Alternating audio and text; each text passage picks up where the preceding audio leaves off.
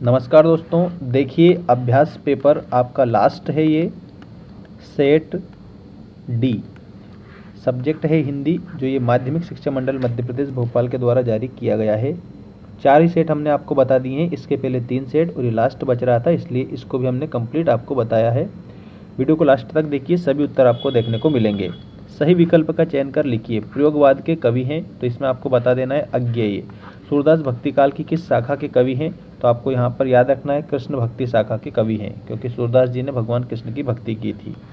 दोहा छंद के द्वितीय और चतुर्थ चरण में मात्राएं होती है, तो आपको यहाँ पर याद रखना है 11-11 मात्राएं होती है। और अगर यहाँ पर तृतीय दे दे, तृतीय और फर्स्ट और तृतीय, तो उसमें आपको याद रखना है 13-13 मात्रा होती है, ठीक है ना। लेकिन यहाँ पर दूसरा और चौथा चरण दिया है तो उसमें 11-11 मात्रा होती है।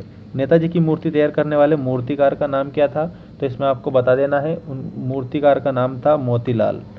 मोतीलाल मूर्तिकार था जिन्होंने मूर्ति बनाई थी।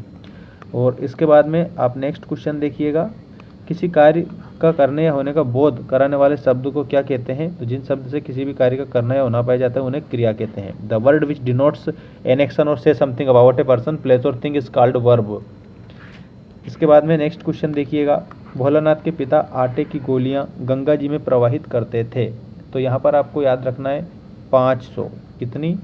500। इसके बाद देखिएगा, रिक्त स्थानों की पूर्ति कीजिए। विश्व के सकल जन गर्मी से हो रहे हैं, तो आपको याद रखना है व्याकुल हो रहे हैं। व्याकुल इसमें आप लिखेंगे। स्थायी भाव के उत्पन्न होने के कारणों को क्या कहते हैं, तो स्थायी भाव के उत्पन्न होने के जो कारण होते हैं ना, उनको बोला जाता है विभाव। ठीक है, स्थायी भाव के जो कारण हैं उनको विभाव बोला जाता है, और ये कई बार पूछा गया है। कविता के रचना विधान को क्या कहा जाता है, तो कविता के रचना विधान को छंद बोला जाता है। कविता के रचना विधान को छंद। बाल गोविंद भगत पात गद्य की कौन सी विधा में है, तो गद्य की ये रेखा चित्र विधा है, रेखा चित्र। इसके बाद जिन वाक्यों से किसी कार्य के ना होने का बोध होता है उसे क्या कहते हैं, तो ना मतलब निषेधवाचक, निषेधवाचक वाक्य कहते हैं। निषेधवाचक आप इसमें याद रखेंगे। सिलीगुड़ी से ही हमारे साथ ये थी नदी, कौन सी नदी थी, तो इसमें तिस्ता आप लिखेंगे, तिस्ता। ठीक है, इस प्रकार से आप ये कंप्लीट करेंगे रिक्त स्थान। अब रिक्त स्थान के बाद में आपको सही जोड़ी में बता रहा हूँ, सही जोड़ी को आप कंप्लीट करेंगे। आत्मकथ्य कविता, ये आत्मकथ्य कविता जो है जयशंकर प्रसाद जी की कविता है। 16-16 मात्राएं ये आपकी चौपाई में होती है, 16-16 मात्राएं, ठीक है ना। तो यहाँ पर आपको क्या लिखना है, चौपाई छंद। उपन्यास के तत्व, तो जो उपन्यास होता है ना, इसमें आपको याद रखना है उपन्यास के 6 तत्व माने गए हैं, 6 इसमें लिखेंगे। एक प्लेट सैलाब, तो इसमें मन्नू भंडारी जी के द्वारा लिखी गई है, ये ऐसे याद रखना है। जो मीठी वाणी बोलता हो उसको मृदुभाषी बोला जाता है। साना साना हाथ जोड़ी, इसमें आपको याद रखना है मधु कांकरिया। साना साना हाथ जोड़ी में मधु कांकरिया है। तो इस प्रकार से आप सही जोड़ी मिलाएंगे और चैनल को भी सब्सक्राइब करेंगे ताकि आपको अपडेट मिलते रहे, ठीक है, और वो भी बिल्कुल 100% रियल और सही। एक वाक्य में उत्तर दीजिए। इसमें आप देखिए, मुख्य गायक की आवाज़ कैसी होती है, तो यहाँ पर आपको याद रखना है मुख्य गायक की जो आवाज़ है वो होती है भारी। आलंबन के अंगों के नाम आपको लिखना है, तो आलंबन के अंग आश्रय और विषय हैं। पहला तो आप लिखेंगे आश्रय, ठीक है, और दूसरा आप लिखेंगे विषय। आश्रय और विषय ये आलंबन के अंग होते हैं। संस्कृत व्यक्ति से क्या आशय है, तो जिसमें अपनी बुद्धि तथा योग्यता के बल पर कुछ नया करने की क्षमता होती है ना, उसे संस्कृत व्यक्ति बोला जाता है। कुछ नया करने की क्षमता रखने वाले व्यक्ति को संस्कृत व्यक्ति बोला जाता है, ये आप इसमें याद रखेंगे। किस समास में दोनों पद प्रधान होते हैं, तो इसमें आपको याद रखना है वो समास होता है आपका द्वंद्व।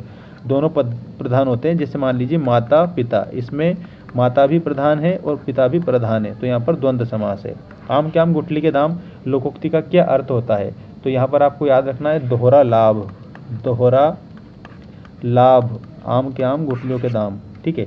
माँ ने भोलानाथ के घाव पर क्या लगाया था, तो यहाँ पर आपको याद रखना है पिसी हल्दी लगाई थी मरहम के तौर पर, ठीक है। क्या लगाया था, पिसी हल्दी, पिसी हल्दी। अब सत्य असत्य आप लिखेंगे। ये जो आपको सत्य असत्य दिए हैं इनको भी अभी हाल कंप्लीट करेंगे अपन। फसल कविता हमें कृषि संस्कृति के करीब ले जाती है, तो आपको याद रखना है सत्य। किसी वस्तु का बड़ा चढ़ाकर वर्णन अन्योक्ति अलंकार में होता है, इसमें आपको लिखना है असत्य, क्योंकि वो अतिशोक्ति होता है, ठीक है। बिस्मिल्लाह खां बांसुरी वादन के लिए जाने जाते हैं, तो इसमें आपको क्या लिखना है, असत्य लिखना है।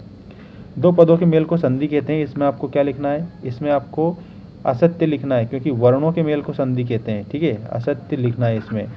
गंतोक का अर्थ पहाड़ है, तो इसमें आपको लिखना है सत्य। और उसके बाद में अज्ञेय विज्ञान के विद्यार्थी रहे थे, तो इसमें भी आपको लिखना है सत्य। अब मैं आपको एक जानकारी बता दूं कि इसमें आपका असत्य है सेकंड, थर्ड और फोर्थ, बाकी 3 सत्य, फर्स्ट और फिफ्थ और सिक्स, ठीक है, ये आपके सत्य रहेंगे।